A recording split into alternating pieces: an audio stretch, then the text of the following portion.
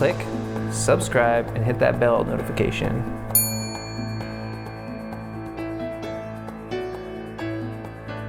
1 Samuel chapter 31. Before we get into 31, we got to talk about where we've been and what has taken place. So 1 Samuel 28:17. Do you remember the last time we saw Saul? He went to a medium to talk to the dead. He went to a witch to summon a dead spirit. And what did Samuel tell him? He says in 17, "The Lord has done to you as he spoke by me, for the Lord has torn the kingdom out of your hand and given it to your neighbor, David, because you did not obey the voice of the Lord and did not carry out his fierce wrath against Amalek. Therefore, the Lord has done this thing to you this day. Moreover," verse 19, "the Lord will give Israel also with you into the hand of the Philistines, and tomorrow you and your sons shall be with me. The Lord will give the army of Israel also into the hand of the Philistines." So we caught up with Saul talking to the dead because he knows he's going to war with the Philistines. And Samuel tells him, you have less than 24 hours to live. Tomorrow you die, and your sons, and the army of Israel will also be given over with you. Now, that doesn't mean the whole army is going to die. It just means that they're going to lose the battle and lots of people will die. We left off Saul in 28. Then we jumped over and talked about David and David's whole journey. And that's going to be important. We're going to look at a map here in a second, and we're just going to put all these pieces together. But in chapter 29, it says, "The Philistines," verse 1, "had gathered all their forces at Aphek, and the Israelites were encamped by the springs that is in Jezreel." So it says where the Philistines were, and then it says where Saul and the Israelites were. These are places on a map. Okay, and then in verse 11, David set out in the morning. Remember that big breakup David had with... So they broke up, David left, and it says at the very, very end, 11b, "But the Philistines went up to Jezreel." So Israel is in Jezreel. The Philistines went up to Jezreel. So here's Ziklag. David is down here in Ziklag. Remember, he journeyed down to this river, and then he found the Amalekite dude, or the Egyptian dude, and then he went over here and made a battle and captured everybody and saved the families, and then he went back to Ziklag. Before he was in Ziklag, he was in Aphek up here, right? So this was that 3-day journey. He came all the way down here. Well, the Philistines stayed here. I conjecture that they potentially came up here to this Aphek, which David would have had to journey all the way down to Ziklag, and that would have been roughly 70 miles. He could have done it. A bunch of soldiers with packs moving. You could get 25, 30 miles a day. Like we ran 26 miles in 5 hours. And we're not all that fit in comparison to people who journey 20 miles every day in general. Generally speaking, the Philistines are in this area, and then they jumped over and they traveled into Jezreel. Jezreel is over here. This whole valley is called the Valley of Jezreel. So what we are about to read is Saul is at the spring of Jezreel over here. The Philistines came in and fought them in this valley. And then they will flee to Mount Gilboa over here. And then we'll talk about Bethshan in a second up to this point. So I conjecture that they're actually up here in the valley. They came out of Gath and came all the way up into this valley. And we'll look at it. And then they pressed in and attacked Israel, because this valley is sort of almost neutral ground. Chapter 31, verse 1. "Now the Philistines were fighting against Israel, and the men of Israel fled before the Philistines and fell slain on Mount Gilboa. And the Philistines overtook Saul and his sons. And the Philistines struck down Jonathan and Abinadab and Malchishua and the sons of Saul. The battle pressed hard against Saul, and the archers found him, and he was badly wounded by the archers. Then Saul said to his armor-bearer, "Draw your sword and thrust me through with it, lest these uncircumcised come and thrust me through and mistreat me, But his armor-bearer would not, for he feared greatly. Therefore Saul took his own sword and fell upon it. And when his armor-bearer saw that Saul was dead, he also fell upon his sword and died with him. So they're losing the fight, and they flee to Mount Gilboa. So they make contact somewhere. We don't get a very good description of their battle, but we know where it ended. So they fought in Jezreel, generally speaking. They fled to Mount Gilboa. While they were there, all of Saul's sons gets killed, and Jonathan particularly. Jonathan, a righteous man, fell slain in battle, primarily because he was yoked with his father. All of his sons are killed. He looks around, and he pretty much loses hope. He knows that there's nowhere to run, there's nowhere to hide. He's going to lose this battle. Now, it makes me wonder, that conversation that he had with Samuel, if his morale was so low that he kind of gave up, that he wasn't there to drive the men, he wasn't there to be active in the battle he expected to lose, and he just gave in. I don't know, it's more of a curiosity than anything, but there's a lot to be said about leadership. We know that Jonathan was a man of inspiration. Jonathan could fight against many people. He could inspire other people to fight with him.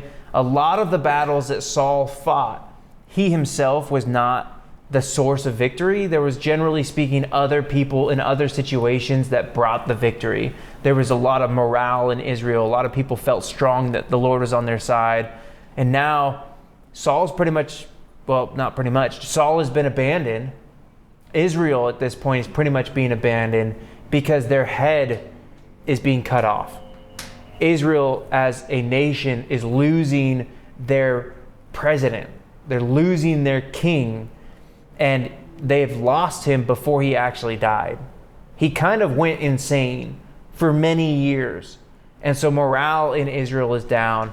A massive force comes out of Philistia and attacks them, and they lose. Saul loses all his sons, and then Saul becomes a target by the archers. It says that the archers shot him and like he was wounded, but in my mind, there's more to it. He's got his band of men trying to protect him, right? Like the Secret Service, the guys who are like, protect the king, protect the king. And you can see them moving around as a group trying to escape, and the archers are like, there's the king, let's aim at him. And I think they were really pursuing Saul particularly. And they ended up getting him and wounding him. And then he's like, okay, I don't want to be shamed. I don't want to be mistreated and be an object of cruelty for those uncircumcised people, right? It's kind of fascinating that he refers to them as uncircumcised, but biblically he himself is uncircumcised. Though he's circumcised in the flesh, his heart is not circumcised. Or he is a Jew outwardly, but he is not one inwardly. So when he's pointing the finger at the Philistines saying, oh, those are uncircumcised people, he's in the exact same crowd in God's opinion. He points at them and says that they are going to be brutal, they are going to be shameful, they are going to be dishonorable, and I don't want to fall into their hands. And he looks at his armor bearer. Now, what is an armor bearer? So the armor bearer is the last man standing to protect the king. His whole existence is to fight with and protect the king. So when he says, hey, you kill me, it's a conundrum. Like it's a no-go. Like, no, I can't kill you. You're my ward. My whole existence is protecting you. I can't do it. And so Saul commits suicide. He gives up, and he takes a coward's way out, and he kills himself. And then his armor bearer sees his ward on the ground, sees this guy he's supposed to be protecting dead, and he does the exact same thing because he's responsible for what just happened. It was his job to keep the king alive. Well, I mean, what are you supposed to do when the guy kills himself, right? But it's still his job. So he walks with honor, and he lives with honor, and he dies in duty. He kills himself because that's, generally speaking, the consequences of failing to protect the person that you're supposed to be protecting. It's still dishonorable. It's still not a good thing. Verse 7. And when the men of Israel who were on the other side of the valley and those beyond the Jordan saw that the men of Israel had fled and that Saul and his sons were dead, they abandoned their cities and fled. And the Philistines came and lived in them. So all the surrounding cities ran for the hills. All the people were just like, grab the baby, let's go. Why? There's no one there to protect them. There's no shield. There's no walls. They are absolutely on their own. Imagine hiring a bunch of security guards to protect you, and then you see the security guards running away. What are you going to do? You would run for the hills. And so now we have pretty much the center of Israel just scattering. They've been routed through. They go all the way to the Jordan River. So they own from the sea to the river. That's what they're chanting nowadays, right? From the sea to the river. The Philistines came in and just pushed their way through, killed Saul, and then spread out and took all the cities. And the cities were empty. People saw the writing on the walls. People saw that there was nothing good coming. You could try to build your city walls and hide inside, but you got to think about food and water. And what armies will do is they'll just camp outside and they won't let you get food or water, and you starve to death. So it's better to leave everything and flee for your life. This is what Jesus tells people in the New Testament. He says, when you see the abomination, desolation, he's referring to Daniel. When you see these people coming in to take over the temple, run for the hills. Don't go back to your house. Don't grab anything. Flee. Just run. And that's when Rome came in and killed millions of Jews. And those who heeded the words of Christ saved their own lives. There's a tradition that says that no Christians died in that battle because they believed what Jesus had said, and all the Christians got out of the city of Jerusalem. Now there's new owners. They've taken over the land, and all hope is generally kind of lost. So let's see this played out in another map. So Aphek would be over here or over here. There's two cities with the same name. So they would have camped here. That's what most people believe. They camped here. And then there's another one up here that I don't have a lot of authority to say this. I just feel like it. So I think they camped over in this valley, and then they just made their way through here. Yeah. So they could have come around here, because this is generally their land.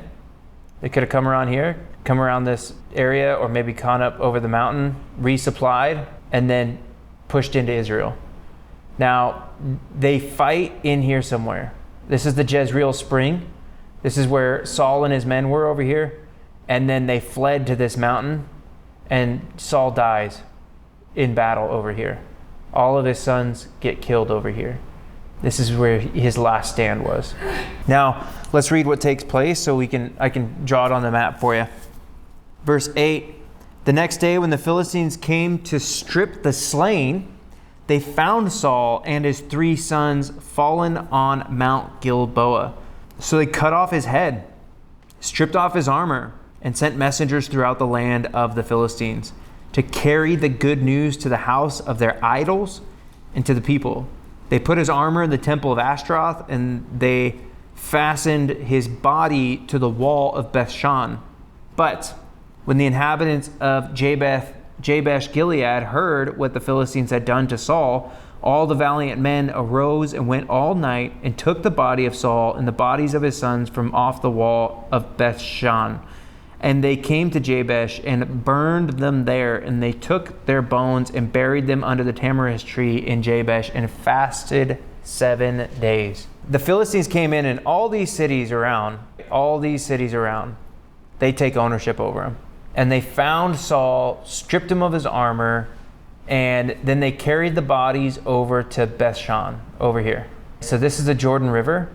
There's a little golden line here. It says that this is 11 miles from Megiddo to Nazareth. So you can get an idea of distance. If that's 11 miles, probably 8 miles right there.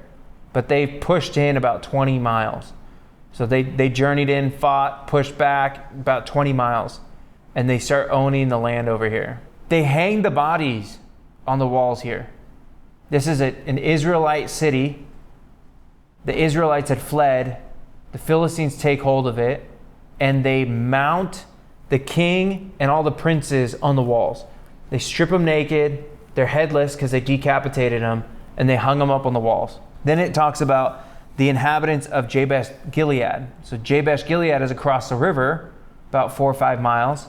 And it says that at night they snuck over, they rescued the bodies, and they took them home to give them an honorable burial.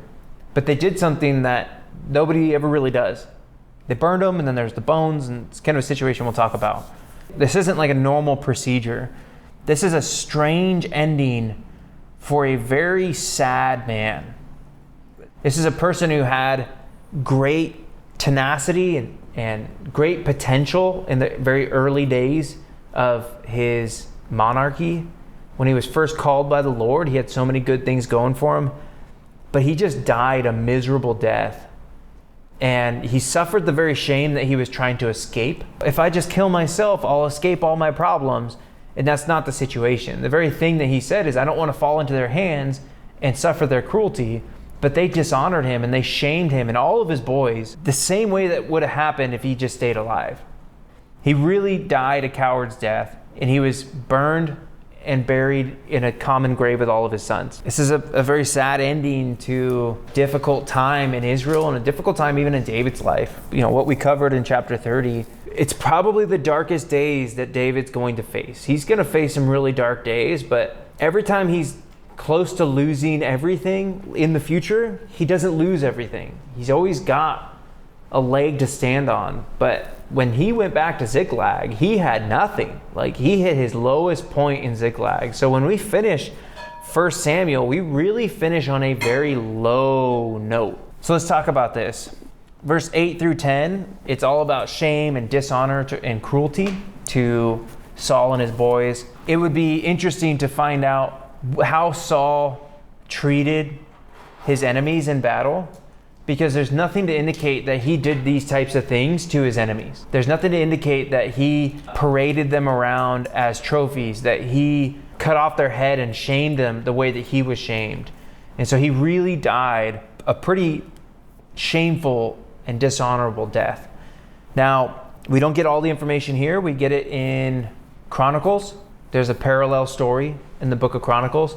What you'll find is 1st and 2nd Samuel, 1st and 2nd Kings, 1st and 2nd Chronicles covers a lot of the same history from different perspectives. It says here that his armor was taken to Ashtoreth, that his body was hung on the wall. They take his weapons and they put his weapons in a particular place. They gather all his weapons and his boys' weapons, and then they take his head and they place his head in the temple of Dagon.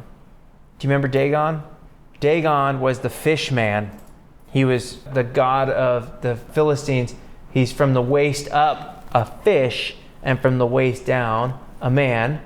And they took the ark over there, and they're like, we captured the ark. And they took the ark and they put it in Dagon's temple, and then he fell over. And then the next day they put him back up, and then the next day he fell over and his head was cut off and his hands were cut off, and it was on the threshold. That's why they don't step on the threshold in Philistia. That's what they did to the royal family in Israel. And then we have Jabesh Gilead, who came in to save the day. Why did Jabesh Gilead, why did these men in this city risk their lives to go take down Saul and his boys? There came a time when Saul was anointed king and nothing happened. He went back to tend his sheep. And then the Amalekites came in and attacked Israel, and nobody came to help them. And so the city that was under attack was Jabesh Gilead. And they said, hold on, before you come and attack us, let's come to terms. And they said, okay, well, if you guys surrender, we'll pluck out your right eye and we'll cut off your thumbs. But we'll give you 3 days to send and ask for help from all your people and see if somebody will come help you. So they sent word and asked for help, and nobody came. Everybody was crying and freaking out and saying, oh, those poor people are about to die. But when Saul heard it coming out of the town, he got angry, and he went and he cut a cow. Was it a lamb? I don't remember what he did. He cut one of the animals in pieces and he sent them out through Israel. Probably was an ox. I think you're right. He sent them out through Israel, and he said, if you don't show up, you'll be like this ox. And all Israel came out to Saul. And Saul mustered Israel and went to fight for Jabesh Gilead. And he split the people up. There was ones who went straight in, and there's two who went on the side, and they caught the enemy unaware, and he struck them down, and it was his first very great victory as king over Israel. And he came to the call of the Gileadites. And they remembered that. 15, 20 years later, Saul was the one who rescued us. And he came and he rescued us by night. And now he's hung up on that wall over there, and he's dead at night, but we will come rescue him, and we will give him an honorable burial. So much as possible. So now, talking about the customs of the Jews, they didn't particularly burn people. That wasn't a thing. It was like, we have a resurrection coming, we need the body intact, and so they would bury people. And having a tomb is very important. Honorable people have special tombs for themselves. There's like the royal tombs. When we get later on into the scriptures, it'll say like, this king died and was buried in the tomb, and this king died and was buried in the tomb. But this dude, he was a bad king. He was an evil king. He's not buried in the tombs. He's not allowed in the family tomb. The customs in Israel was to bury, not to burn. And if you were to burn them, you burn them to ash. But he burns them just enough to save the bones and then bury the bones. So it's kind of a weird situation. When I was reading the commentaries, nobody could really explain it all that well. I think of it as, we don't know how long they were on the wall. We don't know what the Philistines did to their bodies. They're pretty beat up, I'd imagine.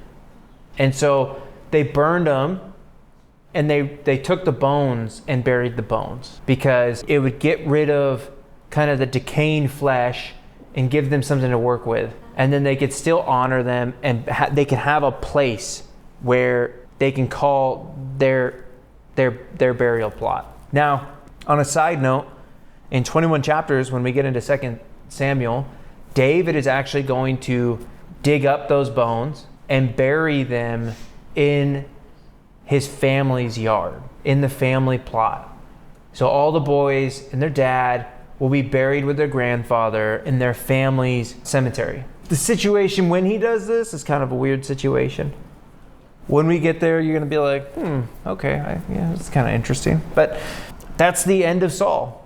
That's the end of a dynasty. And at this point, it's a very dark day in Israel. It's a very sorrowful, remorseful, sad situation. David's out in a foreign land. It's like David being in Mexico. The whole point of the books of Samuel is talking about leadership. It's always about who's in charge of the country. And when the country does good, it's when the head of the country is doing good. And you have the character being depicted by Jonathan and Saul. And that whole journey all the way through. And what we found here at the end of it is it's the power of leadership.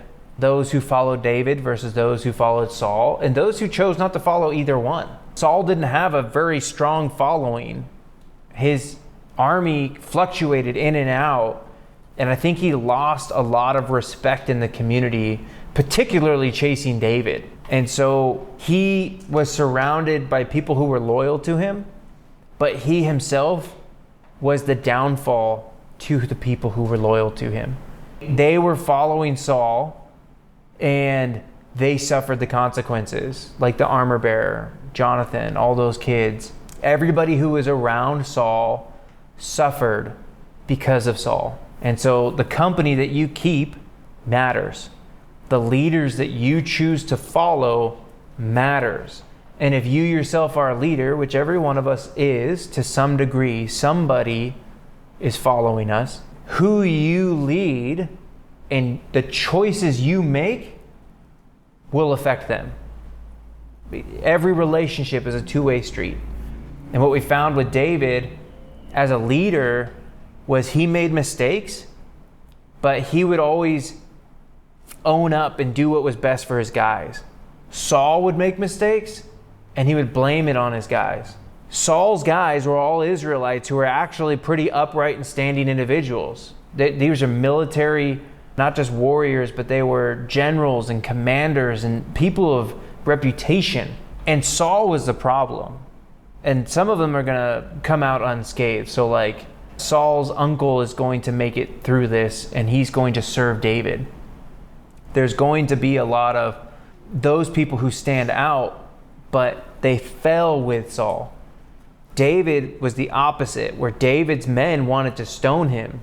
David's men were unruly. David had to learn how to lead people who didn't want to follow. David has cut his teeth as a leader around people who are not good for him, and he himself has stayed true to the Lord. Where Saul cut his teeth around people who were really good for him, and Saul couldn't stay true to the Lord. Now, we get inescapable wrath. This was a long time coming. I know it's sad what we read about Saul and his boys and all this different stuff, but God told him years and years and years and years and years in advance. And he said, do what's right and it'll go well with you. Do what's wrong and my wrath will be upon you. Yeah. And Saul continued to neglect the Lord. He continued to be disobedient, and he walked in the way of unrighteousness, selfishness, and he suffered every step of the way. And eventually, that wrath that God promised him showed up. And it showed up in the darkest, meanest alley that you would not want to be in. We like to call that hell. This is a great depiction of that day when people who have been fleeing from God, fleeing from his wrath, will find an inescapable corner, and they will receive the full judgment of God's wrath. And it is so much worse than what we just read. What's fascinating is Saul chose death in this temporary life to escape temporary consequences with the Philistines. And he entered into eternal consequences with God and eternal wrath. He was thinking about this life and saving himself, so he killed himself. The opposite is thinking of the life to come and the inescapable wrath to come and changing your life now, so that you don't have to experience that wrath to come in a future date. It's fleeing from the wrath in the temporary life so that you don't experience it in eternal life. Another perspective is the quality of life that we have in the modern era. When we read these stories, you put yourself into it, you start reading what it's like to be a king in Israel and to be a warrior and to be a farmhand, to live in that day and age. The amount of fear and the amount of death and the amount of suffering in your life and in your world is so far beyond anything that we experience in this day. We have everything so good. It is like, thank you, Jesus. I like living in this era. Particularly living in the United States. Thank you, Jesus. I had no choice in the matter, but he was gracious enough that we would be born here. We have so much peace, so much prosperity, and so much righteousness and goodness in the world around us. Can you imagine that all of a sudden the police just ran away and decided to go live in Utah and we no longer have police? Do you know what would happen? Do you know what you would do? You would leave everything you have and you'd run for the hills. That's what happened. People lost everything, right? We get upset when it's like, oh no, the stock market is bad. But you still have food and shelter and police officers. Everything we have in our world is so much better. And we have so much more peace, so much prosperity, and so much protection. The choice for us to sit here in this room and enjoy each other's company without real fear, it's unheard of throughout history. So as we're reading these texts, Put yourself there in that place. Now let's talk about wanting to die versus killing yourself. Wanting to die versus committing suicide. Let me preface this a little bit. I was at a church, and this was like a line in the sand. I got tired of this church and I left. Okay, so I was at a church, and they were like, we're going to talk about some difficult questions. And it's like a mega church, so like they don't know what difficult questions mean. They choose not to have those conversations. So they went through the scriptures and they talked about people who committed suicide and people who wanted to die, because somebody had asked, what about suicide? Can you go to heaven if you commit suicide? And they come to Saul and they look at Saul and they say, well, Saul committed suicide and he was king of Israel and he was, he had the Spirit of God. So, he could have gone to heaven. And I'm like, did you read the story? Do you know anything about Saul? And then they point to Elijah and all these people who didn't want to be on earth anymore. And they just so tired of this planet. And they said, God, take me home. I don't want to be here anymore. Those are two very different concepts. In the Bible, it talks about people who desire to no longer be on the earth. I don't want to be here anymore. I would love to be in heaven with a brand new body, to have perfect joy and perfect peace and happiness, and all of us together for eternity, worshiping God and going about our business and having fun, and everything you desire in your life is in heaven. And it's perfect. Who doesn't want to go to heaven? And when you look at your life here and how difficult it is and the world around us, you're just like, you know what? It would be better to not be here. That was the opinion of the Apostle Paul. It's better for me to go to heaven, but it's better for me to stick around to teach you and preach and all this different stuff. So that's the desire to no longer be here. That can be a very sane mind, being like, you know what? Life is so much better in heaven with Jesus. I can't wait to be there. Then there's the killing yourself of you're devaluing your worth and thinking that you have no purpose or reason for existence, and giving up on God's desires in your life, and giving up on yourself, and giving up on the world around you, and not having the courage, the strength, and the capacity to move on. That is a very different mindset. And we call that mental illness. We say that is a person who is not healthy. That is a person who needs help, a person who needs a friend, an encourager, somebody to pick them up and carry them through. When you look at suicide, it is one of the most damaging ways to die for the people around you. If somebody dies in a car accident, it's sudden, it's painful, but you get over it. If somebody dies through cancer or sickness, it could take a long time. And I'll tell you this, having experienced cancer, not me personally, but when somebody suffers with that illness for 4 or 5 years, you want them to die. You want them to be freed from the suffering that they've been going through for so long. Death is actually a sweet friend to carry them away from all of their pain and suffering. And the person who just kills themselves leaves a monumental hole that cannot be filled in those around them. A husband leaves a wife who questions her value in the world. A husband leaves his children, and they will always wonder if they were not good enough for that person. It always comes back to, why didn't I do something? Was I not enough? How did this happen? And I'm empty inside. The suicide of that individual ripples out and destroys lives around them. And a prime example was the armor bearer. That armor bearer would have been glad to die in battle fighting for his king. But instead, his king killed himself, and the guy had no choice but to off himself with him. That was the natural consequence of Saul's actions. It is inexcusable. And in my life, my grandpa committed suicide, and there are very close family members in my family, 2 other people who have either attempted or they idealize suicide, or they're just extremely depressed individuals. And the experience of my family having gone through these events is horrifying. It is emotionally and spiritually damaging. They need help. They don't need a get out of jail free card where you assist them in their suicide. Two different things. Coming up, we will be talking about 2 Samuel, and it's going to be really good because we are just continuing on the story.